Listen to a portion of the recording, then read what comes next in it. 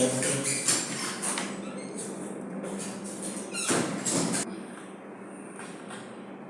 les fichiers, on a dit qu'ils pouvaient être de manière informatique. Le plan de découverte, la liste des questions que nous envisageons poser lors de la rencontre avec le prospect. La documentation commerciale, c'est-à-dire les brochures, les échantillons que nous allons utiliser pour l'argumentaire et autres outils tels que les cartes de visite, les calepins pour les présidents, les calculatrices pour les éventuels calculs, les agendas pour noter d'éventuels rendez-vous, un ordinateur s'il y a des choses à présenter. On a parlé des prospects visuels. Donc, lorsqu'un prospect est visuel, il faut utiliser des images. Donc, l'ordinateur pourra servir à cet effet. C'est bon? Et puis après ça, on aura quoi? On aura la préparation. Et j'avais dit quoi? Il ne faut jamais quitter un client ou un prospect sans échanger les numéros. Vous lui donnez votre contact et vous prenez son contact. Ça servira toujours à votre avantage, bien sûr. Donc la préparation de la vente, on a dit quoi que la préparation mentale, la préparation physique et la préparation professionnelle. Bon. Après la préparation, on rentre dans la prise de... Qu'est-ce qu'ils disent? Ils vous prennent en charge. Après la prise en charge, qu'est-ce qu'ils vont dire? C'est fini, il n'y a pas d'autres préoccupations. Donc, c'est vous qui dites non, c'est fini, Dieu dit encore, merci, bonne journée. Et donc, il faut qu'on sente qu'on vous a laissé dire ce que vous voulez. C'est bon? Donc, pour reprendre,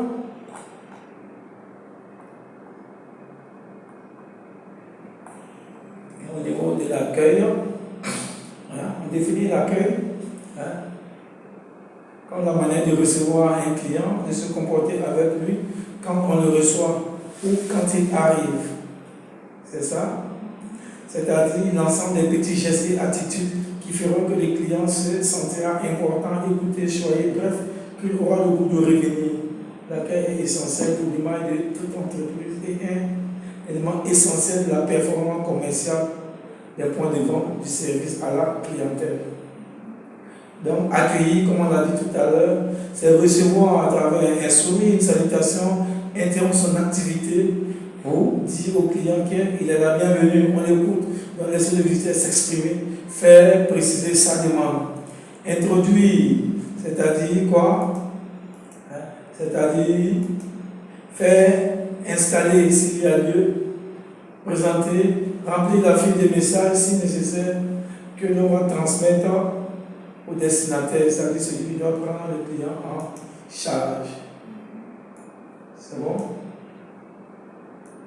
Donc, il faut aussi le faire patienter, c'est-à-dire expliquer pourquoi est-ce qu'il attend, donner la durée estimative de son attente, l'accompagner, l'installer dans la salle d'attente et venir informer si l'attente se prolonge. Si vous avez dit 10 minutes, quand les 10 minutes passent, il faut venir vous expliquer pourquoi est-ce que les 10 minutes passent. S'il faut proposer un autre rendez-vous, le patron par exemple qui ne pourra pas prendre les clients, vous pouvez dire non, bon, madame, vraiment, voici ceci, cela, pour telle ou telle raison, le patron ne pourra pas vous recevoir, donc laissez votre numéro, dès qu'il est disponible, il vous appelle pour caler un rendez-vous. C'est bon? Si vous ne le faites pas, si le client va de l'humeur, c'est pas ceux qui reviennent encore. C'est bon? Donc, il faut aussi pouvoir orienter le client. Donc, orienter, c'est quoi? Déterminer le service compétent, esprit qui va recevoir le visiteur, donner des informations sur les locaux, donner un plan, accompagner le visiteur si possible. Donc, si c'est au premier, si c'est au deuxième, si c'est la porte à droite, il faut dire au client qui va le recevoir vers où il doit s'orienter. Après, on a dit qu'il va falloir l'informer, lui donner expliquer clairement, j'ai des informations, donner si nécessaire des documents, transmettre la demande sans la déformer. C'est ce que je disais tout à l'heure, si la demande est déformée, les clients et le responsable ne vont pas parler d'une même voix, mais le client aura l'impression que le monsieur il est malhonnête. Alors, si vous lui transmettez fidèlement la demande, s'il y a des choses à éteigner, il sait quel argument préparer. C'est bon? Dans les qualités du personnel d'accueil, on a parlé des qualités humaines. Les qualités humaines, c'est quoi? C'est être jovial, être souriant ou souriante, être social et sociable, aimer l'homme comme on le dit, être préoccupé par la satisfaction des besoins des autres, être professionnel dans votre domaine d'activité. Quel est le processus d'accueil? Quels sont les outils? Les qualités physiques. Être présentable, bien présenté, bien habillé, pas forcément des habits chers, mais des habits propres, qui vous bien, qui vous vont à merveille. C'est bon? On parle maintenant des différents types d'accueil. Les types d'accueil sont l'accueil téléphonique. Donc, se préparer, parler doucement, avoir un bloc-notes, décrocher avant la troisième sonnerie, se présenter, écouter le correspondant, soigner son compte, articuler distinctement, employer des phrases courtes, éviter les négociations, faire reformuler celui qui prend l'initiative de l'appel, qui doit conclure, saluer avant de raccrocher, garder trace de la communication, être conciliant, faire cesser tous les bruits autour de soi. Faire cesser les bruits. Les bruits autour. Ah oui, j'ai bien le bruit.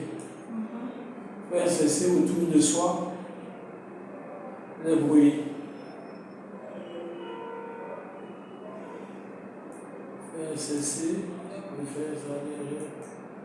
Faire cesser les bruits autour de soi. Adopter une attitude attractive. Faire preuve de courtoisie car à chaque appel, c'est l'image de votre entreprise qui est dégagée. Donc si l'accueil ne se passe pas bien, on ne vous voit pas, on va se faire des images. Et on va se faire des idées, et si le rendu n'est pas bon, vous voyez que ça aura des conséquences fâcheuses sur votre entreprise. C'est bon? L'accueil physique, on verra ça dans la suite, c'est ce qu'on nous dit à la fin. C'est aussi l'accueil. Donc après ça, on va voir maintenant la présentation du produit et quoi? Et l'argumentation. La présentation du produit et l'argumentation. L'objectif, c'est quoi? Convaincre le client en énonçant les avantages du produit et en personnalisant ces avantages par rapport au client. C'est bon? Deuxième objectif, présenter le produit adapté aux besoins du client. Le produit adapté, le produit. Je mets ça en gras. Le produit, on n'a pas dit un produit, le produit adapté. C'est précis. Pourquoi le produit adapté? Parce qu'on a pris la peine de l'écouter, de le découvrir, de connaître son besoin avec précision, de connaître aussi le produit qui sied à sa personnalité. Donc, technique, choisir des arguments qui correspondent aux seuls besoins du client. Limiter le nombre d'arguments. Faire une démonstration de cas échéant. Présenter chaque argument. Caractéristique, avantage général, avantage personnalisé, preuve. C'est bon? Donc, c'est ce que j'avais dit. Caractéristiques, avantages et preuve. On dit garder le cap. Donc garder le cap, ouais, c'est le CAP. Transformer les caractéristiques en avantage et en apporter la preuve. C'est bon?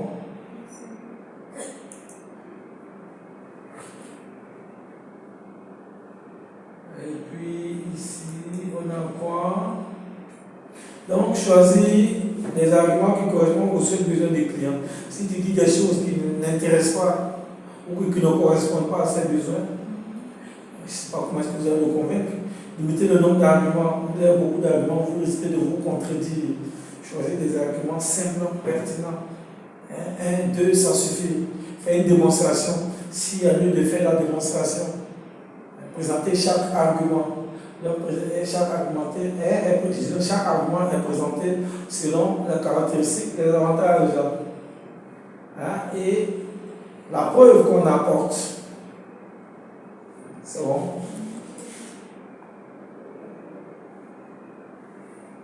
Après, nous avons les conseils. C'est bon? Quels sont les conseils?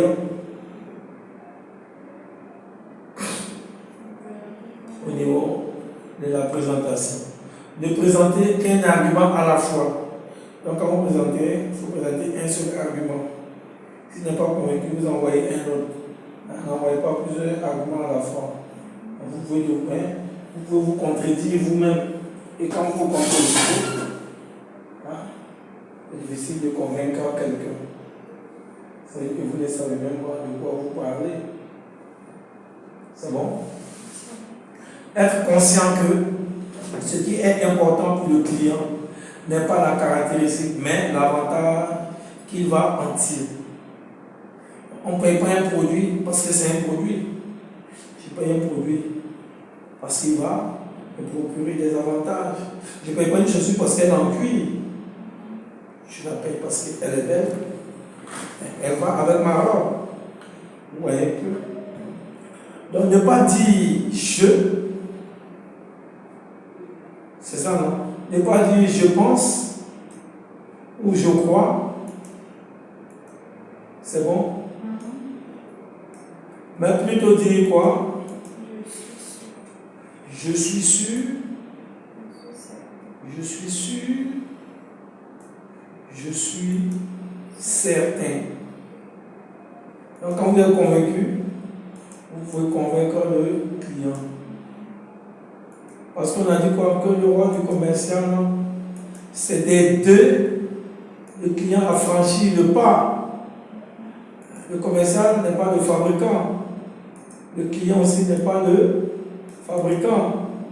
Mais il y a un écart entre le client et le fabricant que le commercial va venir combler en donnant des arguments aux clients qui vont l'amener à acheter le produit. C'est bon?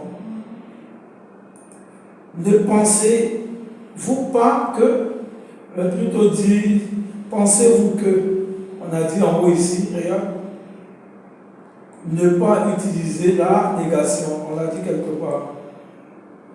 Ne pas couper la parole, utiliser le silence.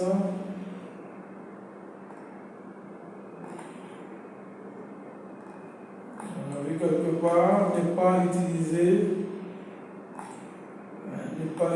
la négation. Ça me va. Parce que quand vous utilisez, ah oui, c'est au niveau de l'entretien et au niveau de l'accueil téléphonique.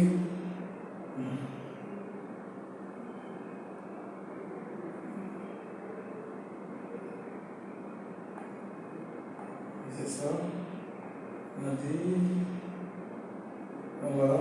Éviter les négations. Éviter les négations. Voici, je mets ça en éviter les négations. Donc, parce que tout le monde ne comprend pas les négations. Les négations de la même manière. Ne pensez-vous pas que. Pensez-vous que. S'il ne pense pas, il va dire non. S'il pense, il va dire oui. Ne pensez-vous pas que s'il dit oui, on ne sait pas exactement à quelle question il répond. S'il dit non aussi, on ne sait pas à quelle question il répond. C'est bon? Et puis, il y a la réponse aux objections. Les objections, c'est quoi? Ce sont des freins que le client évoque. Et une fois que nous arrivons à traiter les freins, ils deviennent des motivations, donc des raisons qui vont pousser les clients à acheter.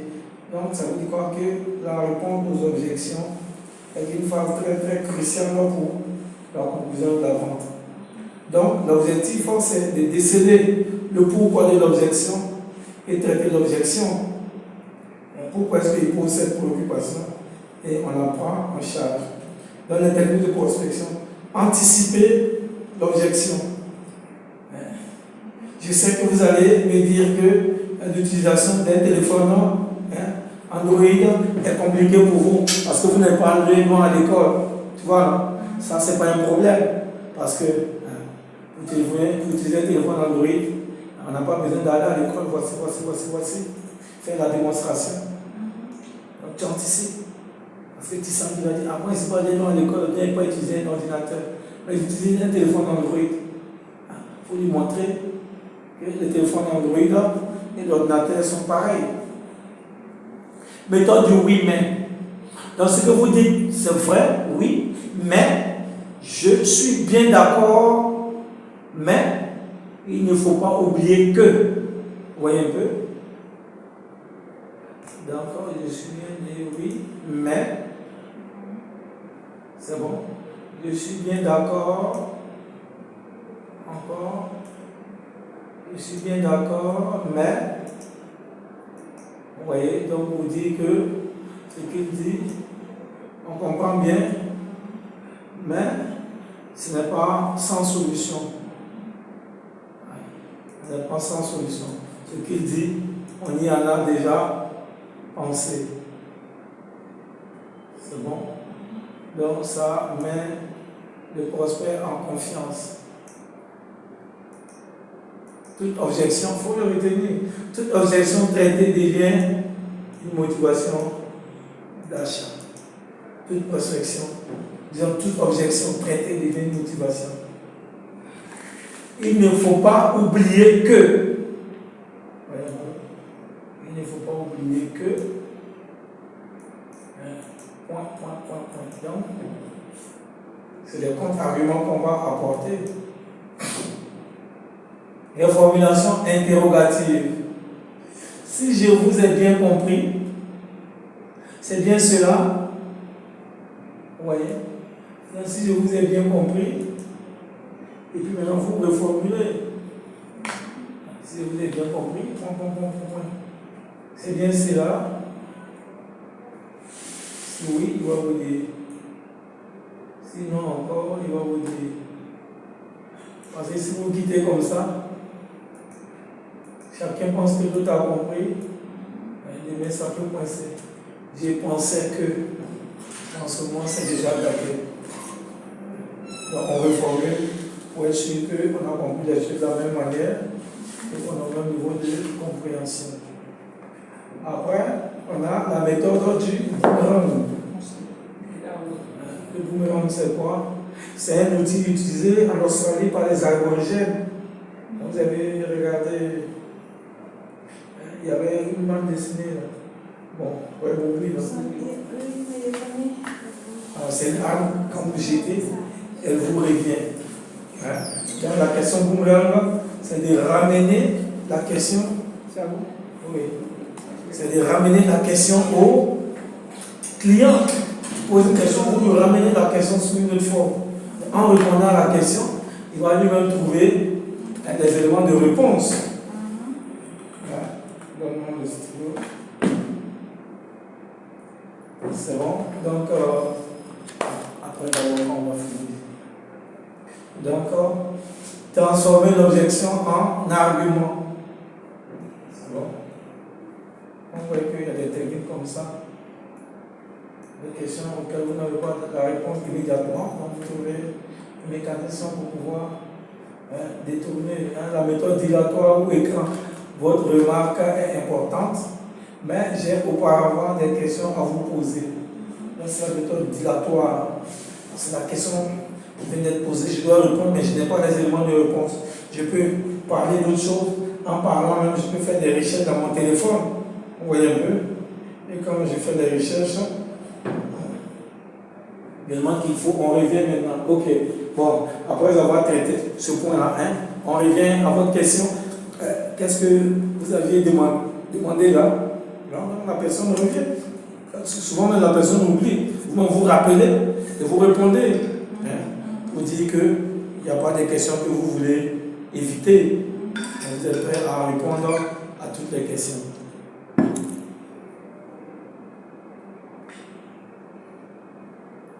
Aussi le témoignage. Montrer le témoignage d'autres clients. Donc d'autres clients qui ont utilisé le produit et qui rendent témoignage des bienfaits du produit et de l'entreprise. C'est bon? Donc le processus, c'est quoi? Identifier l'objection, repérer l'objection fondée ou non fondée. Que l'objection soit fondée ou non fondée, il faut toujours traiter. Dans les traitements, le client ne se rend pas compte que l'objection n'est pas fondée.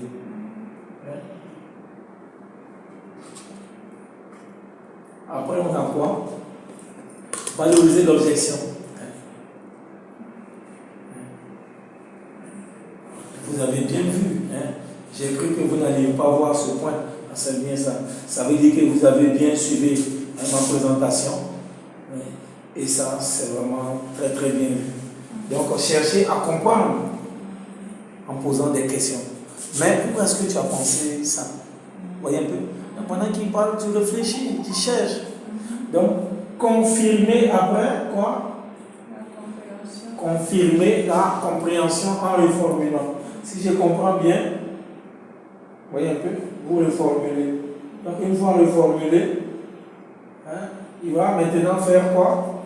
Traiter l'objection et personnaliser. C'est-à-dire adapter le traitement à la préoccupation du client qui est en face de vous. Contrôler l'effet de votre réponse.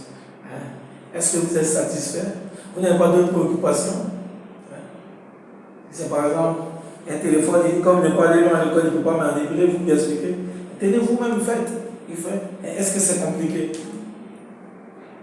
Il va dire non, c'est pas compliqué. Donc, ça veut dire quoi? Que cette projection a été bien traitée. Donc, on passe maintenant à autre chose.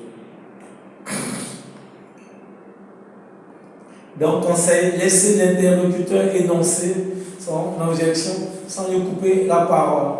Détecter en écoutant la vraie nature de l'objection, car une objection en cachant souvent une autre. C'est bon? Donc, l'objection. Quelle est la vraie raison de son objection? Après ça, on a la présentation du prix. C'est bon? Objectif, annoncer le prix en valorisant le produit. Mener une négociation permettant de conclure la vente. On annonce le prix et on dit pourquoi est-ce que ça se prix. On va vendre ce produit à tel prix. C'est vrai que le prix est un peu supérieur au prix déjà pratiqué sur le marché, mais pour les caractéristiques que nous offrons, qui sont largement au-dessus de ce qui est proposé, je pense que dans le rapport qualité-prix, nous sommes les meilleurs. Vous voyez un peu? Donc, il faut connaître aussi le produit concurrent.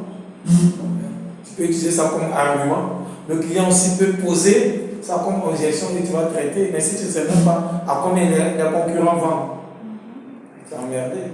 Tu ne sais même pas les caractéristiques des produits concurrents. Donc, vous voyez que le concurrent n'est pas un ennemi, c'est un partenaire. C'est bon? Et puis, après, on a quoi?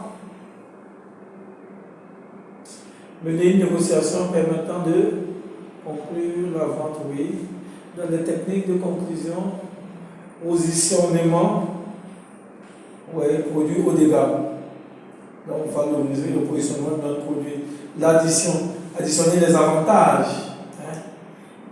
Cette voiture, vous l'achetez hein, à tel nombre de millions, vous croyez que c'est cher, mais regardez, elle va vous servir pour aller, c'est une voiture utilitaire, hein, une double cabine, elle va vous permettre d'aller au travail, elle va vous permettre d'aller au village, elle va vous permettre de transporter des bagages, hein, ainsi de suite, ainsi de suite. Donc vous voyez que voici les avantages que vous gagnez à payer cette voiture. Elle est multifonction, la soustraction, énumérer les inconvénients qui vont disparaître. Vous payez cette voiture, vous ne serez plus en retard au travail, car vous avez votre propre voiture. Ça, c'est un. Vous n'aurez pas à louer des camions pour transporter vos marchandises. Ça, c'est deux. Vous voyez un peu. Vous n'aurez pas encore à utiliser, disons, à payer le transport scolaire pour vos enfants. Donc, c'est des difficultés que la solution vient retirer de notre vécu quotidien. La division, diviser le prix par la durée d'utilisation. Regardez par exemple, cette maison qu'on vous vend, 15 millions, vous trouvez qu'elle est chère. Vous voyez un peu? Bon, on prend 15 millions. 15 millions sur 10 ans, 15 millions divisé par 10, ça fait 1,5 million, c'est ça? 1,5 million. Divisé par 12, ça nous donne autour de 60 000. Vous voyez un peu? 60 000 pour une telle maison. Vous voyez que c'est peu. On lui demande, votre loyer fait combien? Multiplication. 100 000. Ok. 100 000 multiplié par 12. Ça fait combien? 1 million 200. 1 million 200 sur 10 ans, ça nous fait combien? 12 millions. Et vous payez 12 millions. Vous n'êtes toujours pas propriétaire de la maison. Vous voyez un peu? Donc, quand on fait ce calcul, nous on vous donne la possibilité de donner 5 millions, vous intégrez la maison, vous payez à votre, vous payez des mensualités de peut-être 100 000, puisque tu payais 100 000 avant, tu payes 100 000 et après tu es propriétaire de la maison. C'est bon?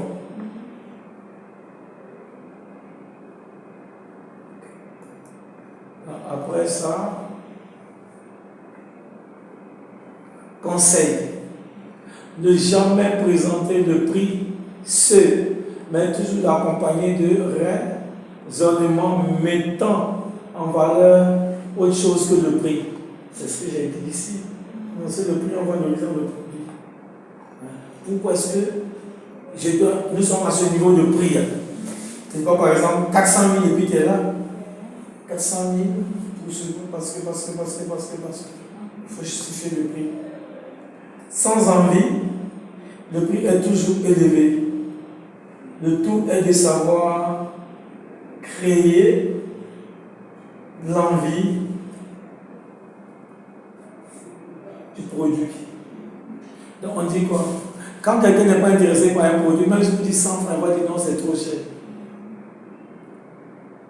Mais quand l'envie est là, il veut le produit, le prix n'est pas cher, même si c'est cher, pour lui, il va discuter. Ou quand vous allez à Djamé, vous demandez c'est combien, il dit non, le prix c'est rien, on va s'entendre. Il faut regarder seulement. Par exemple, ici, balance 10 000, tu vas partir. Mais quand tu regardes que tu es convaincu, tu as accroché, tu sais même la tenue, vous voyez un peu, ça te va. Tu dis c'est comme 10 000, non, pardon, il faut diminuer. Ça veut dire que l'envie est là. On est prêt à discuter de prix, mais quand il n'y a pas l'envie, on s'en va. Donc il faut savoir créer l'envie. Savoir créer l'envie. C'est bon?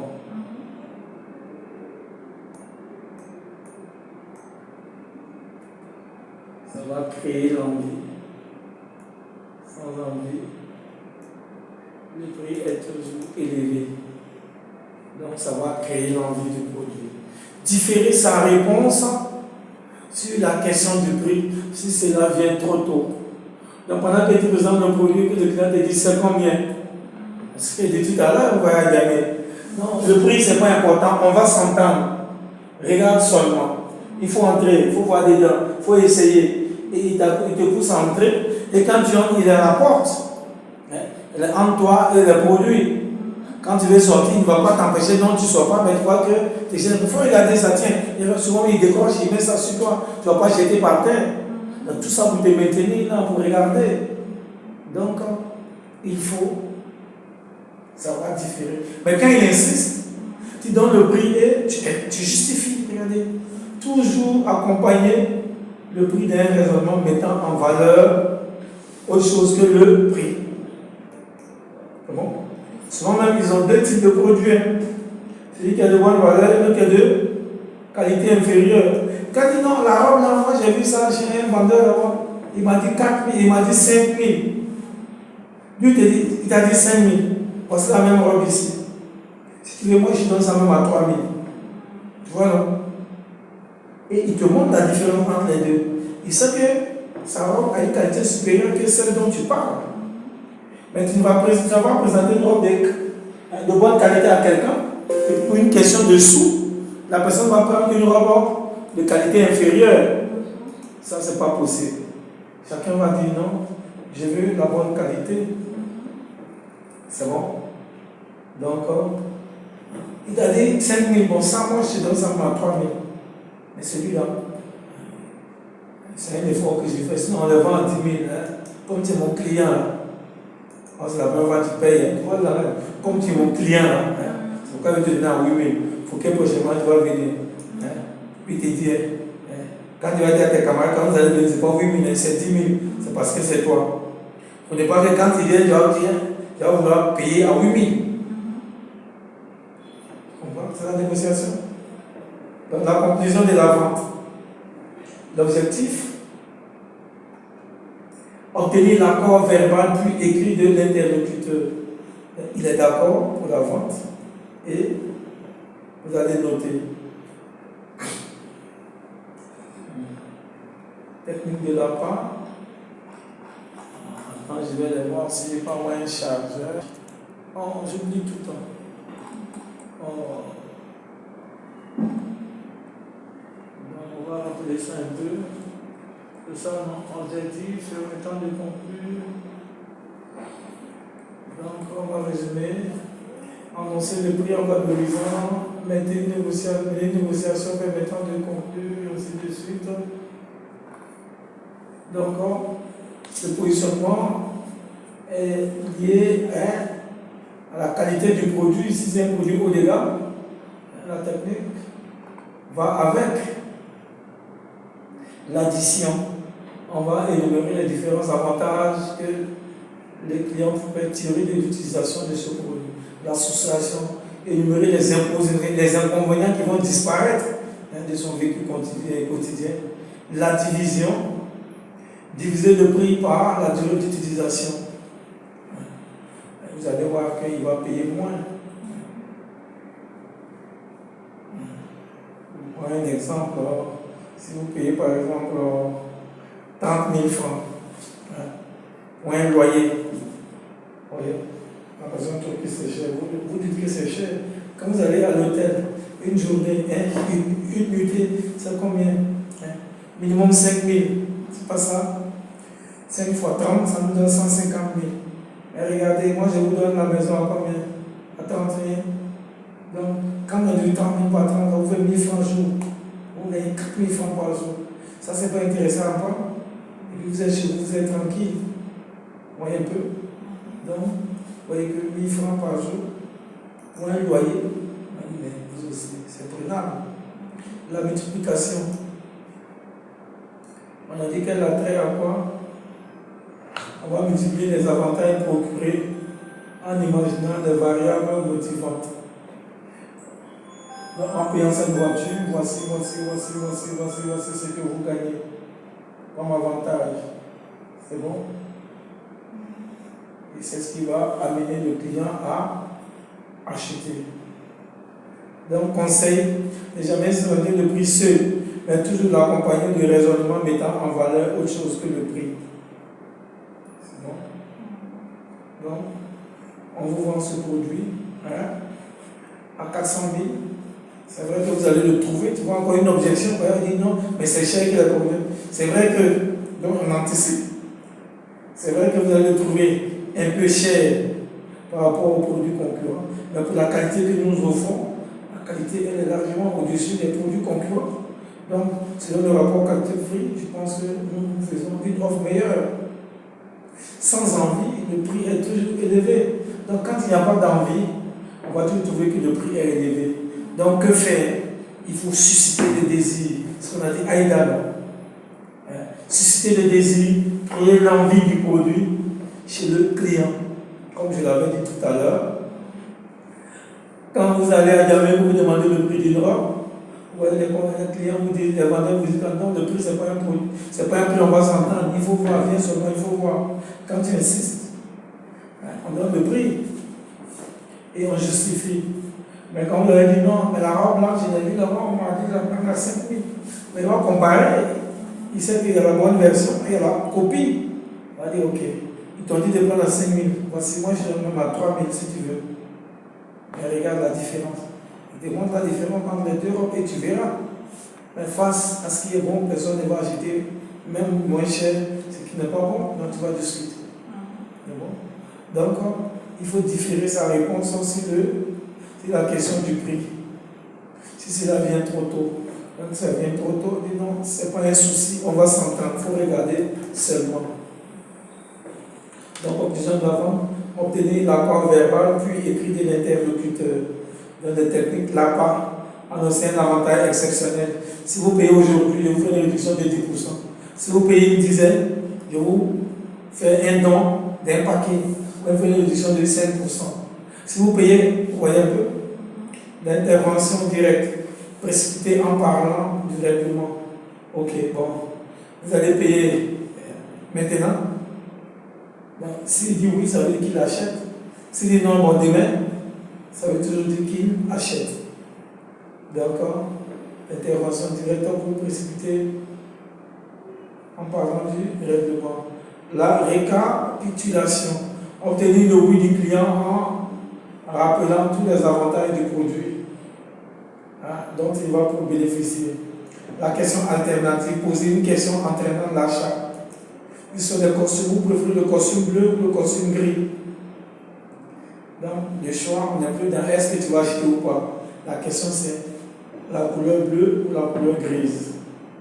C'est bon? La réflexion, puis vous pouvez de réfléchir ensemble. Donc, la réflexion ensemble va consister à rappeler tous les avantages qu'il pourrait tirer de l'utilisation de ce produit. Et il y a des tests de décision à utiliser si le client est peu bavard. Donc, je remplis le bon de commande. Vous avez demandé 10 paquets. Il est dit valide. Il va dire non, non, 17 trop. Donc, combien? 8. Il va dire non, 5. Il faut le pousser à agir. C'est bon? Conseil. Ne pas attendre que le client soit disposé à l'achat avant de conclure, car un silence de votre part, une objection peut venir. Donc, si vous sentez l'esprit d'achat et que vous n'avez pas la conclusion d'avant, si le client émet une objection, vous avez dit qu'une objection est toujours un frein d'achat. La moindre objection que vous n'avez pas à traiter sera un motif de non-achat. Donc, lorsque vous sentez que le client est proche, il faut forcer la main, il faut conclure. C'est bon? Après, on a dit quoi? Il faut conclure dès que vous constatez les signaux, et les premiers signaux d'achat. Ce que je viens de dire, dans la prise de congé. La prise de congé va consister à faire quoi? Préparer le terrain pour la prochaine visite. Laisser une image positive de soi et de l'entreprise. Quitter l'interlocuteur. Donc, il faut, comme on l'a dit, il y a le suivi. Donc, s'il y a eu achat à la prochaine visite, même s'il n'y a pas eu achat, il n'y a pas de prochaine visite. Donc, le suivi. Laisser une image positive de soi Donc on va dire, ah, le commissaire, monsieur, cette dame, elle était bien. Donc, la bonne image, on présente la bonne image de l'entreprise. Et on va maintenant quitter l'interlocuteur. C'est ton téléphone. Dans les techniques de prise de congé, toujours avoir l'initiative de la prise de congé. C'est vous qui êtes venu interrompre le travail de monsieur. Quand vous avez fini, un objectif atteint, il ne faut pas abuser son temps. Demandez à partir. Parce que si lui demande, c'est comme s'il vous chassait. Hein? Quelqu'un vient vous rendre visite. Ah bon, tu t'en vas, non? Ouais, comme tu les chasses. Celui qui dit, ah bon, je vais partir. Donc, prendre un rendez-vous pour la prochaine fois. Ok. Donc, je pense que dans un mois, je vais passer voir si vous avez des soucis avec l'utilisation du produit. Voyez un peu. Donc, remercier l'interlocuteur pour le temps accordé, mais inutile de le remercier pour la commande. Donc, tu dis merci, nous avons rencontré, mais quand tu dis merci pour la commande, c'est comme si c'est l'argent que tu voyais. Il faut le remercier peut-être pour la confiance, mais pas pour la commande. Laisser une carte de visite, échanger les contacts, ça je l'avais dit. Saluer et rappeler le prochain contact dans le calme et une atmosphère détendue et cordiale. Le prochain contact, c'est quoi? C'est le prochain rendez-vous, la prochaine visite. Conseil. Pousser la vente. Vente additionnelle, vente complémentaire.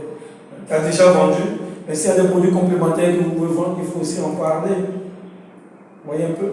Vous avez par exemple vendu des fauteuils, il a payé. Mais vous avez aussi des rideaux, des meubles qui peuvent aller dans le fauteuil. Bon, c'est vrai que vous avez pris le fauteuil, mais on a des couleurs de rideaux qui se marient bien avec ce meuble. On a des choses tapis qui vont avec. Vous proposez ce qu'on appelle les ventes complémentaires, les ventes additionnelles. Rassurer et féliciter le client. C'est bon. Le raccompagner.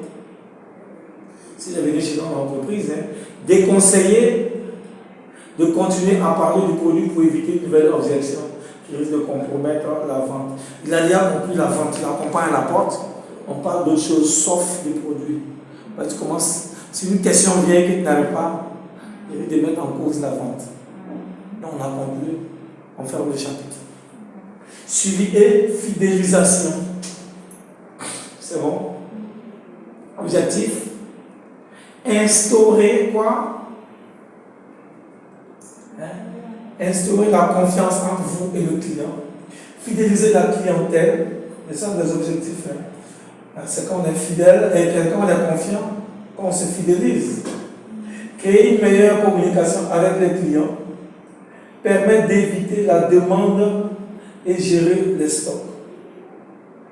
Ça permet d'évaluer la demande et gérer les stocks. Augmenter le taux de réachat et le chiffre d'affaires. Créer des clients ambassadeurs. Les clients ambassadeurs, c'est ceux qui vont vous recommander à d'autres clients qui vont manifester le même besoin. Il y a les techniques de fidélisation. Analyser l'entretien, quelle que soit l'issue. Quelle qu'en soit l'issue. Quelle qu'en soit l'issue.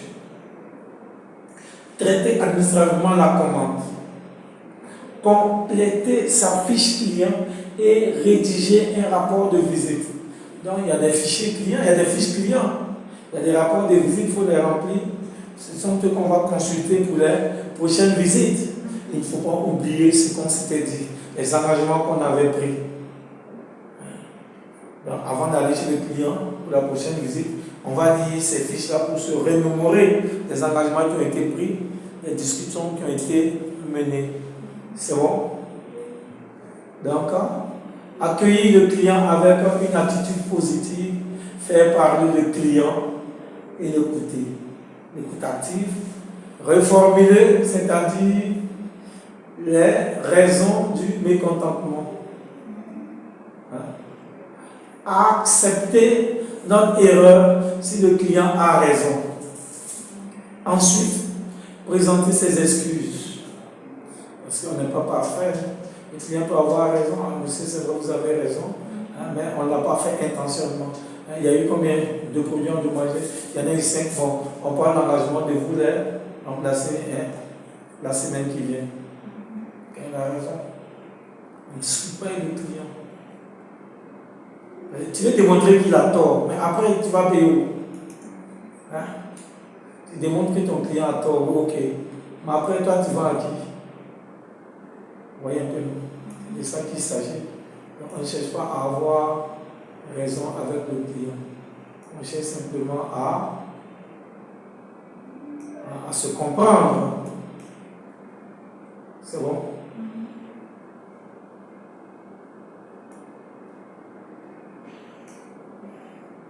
Et puis après, on a quoi?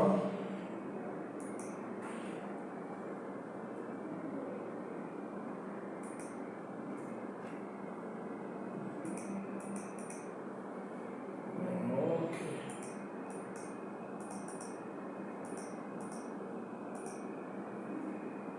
C'est bon? Et faire un petit cadeau, si possible, au client.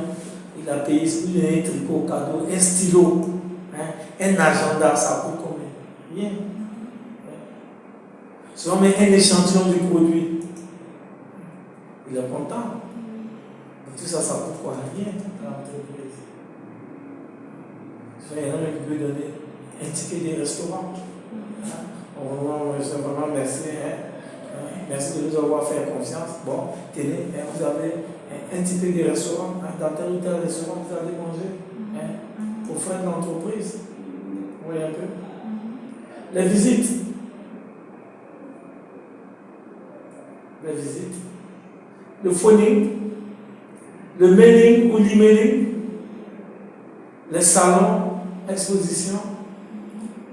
Le SAV, le service après-vente. Maintenant, on parle de SAV,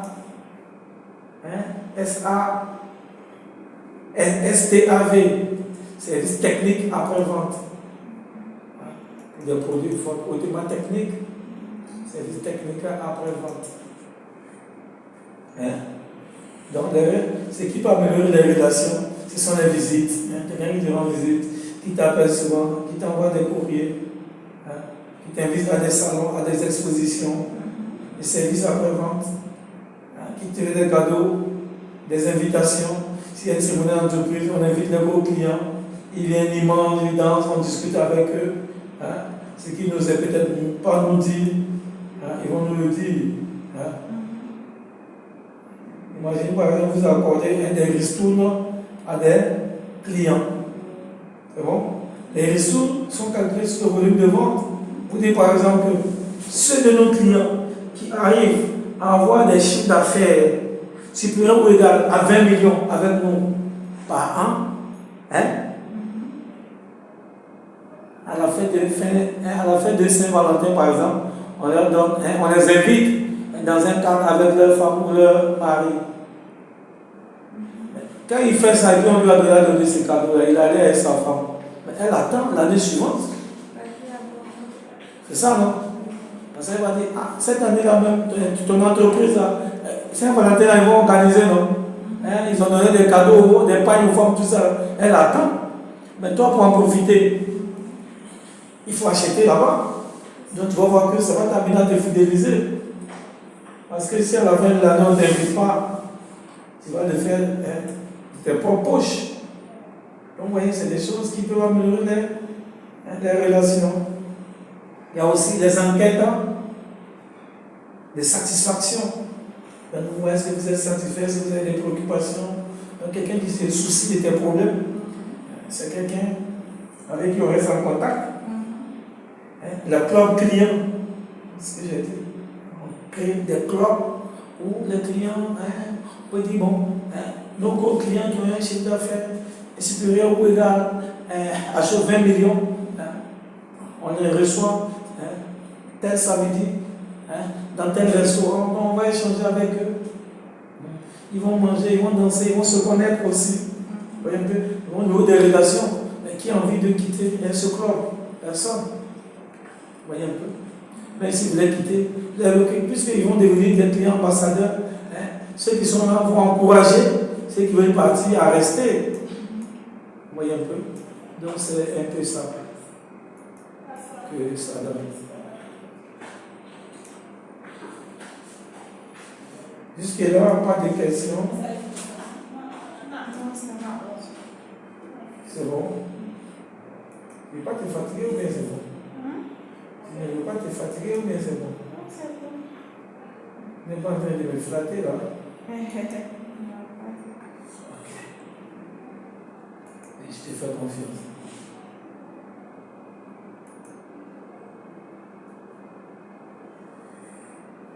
Donc, on va continuer avec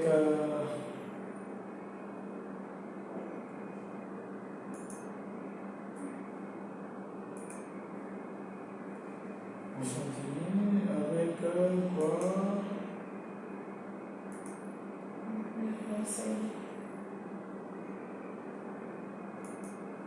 Avec les conseils. Et que disent les conseils? La fiche client ou prospect doit être informative. Ok, donc la fiche client ou prospect doit être, c'est être, doit être informatisée. C'est là pour faciliter sa mise à jour et son stockage et sa consultation. Ok. 5 minutes. Ok. Elle doit être constamment mise à jour. Après chaque visite, il faut mettre à jour. Si tu laisses le temps, tu risques d'oublier. Et quand tu oublies, ça peut créer des manques d'informations dans ta fiche. Et je l'ai dit, si tu oublies le client, lui, il ne va pas oublier. C'est bon?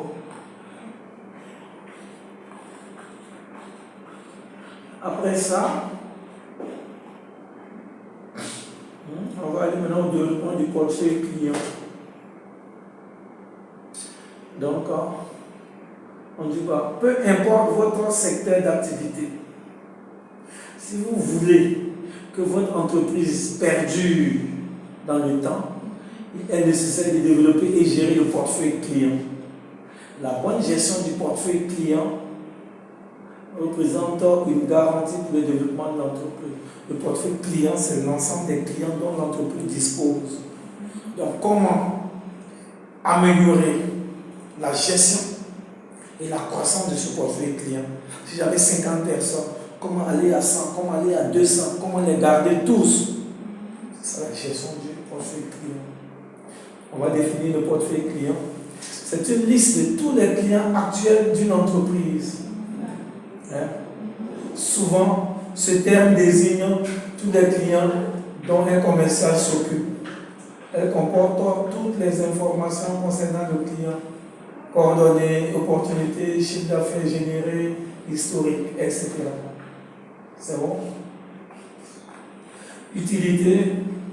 Le portefeuille client permet de centraliser les informations au même endroit, de communiquer facilement avec le client en ayant des informations sur sa consommation et son centre d'intérêt. Anticiper ses commandes afin de garantir une satisfaction et une fidélité. C'est bon? Après, on a quoi? Augmenter son chiffre d'affaires en proposant de la vente additionnelle adaptée et au bon moment. Avoir une vision globale du nombre de clients et des habitudes d'achat. Bon, donc voici un peu l'utilité du portefeuille client. Donc, c'est en train de voir. Je pense qu'on va arrêter là pour aujourd'hui. On a encore une séance. Une séance encore. La semaine de week-end prochain. Oui. Ce qu'il m'avait dit, il avait dit qu'on allait partir à 12 heures.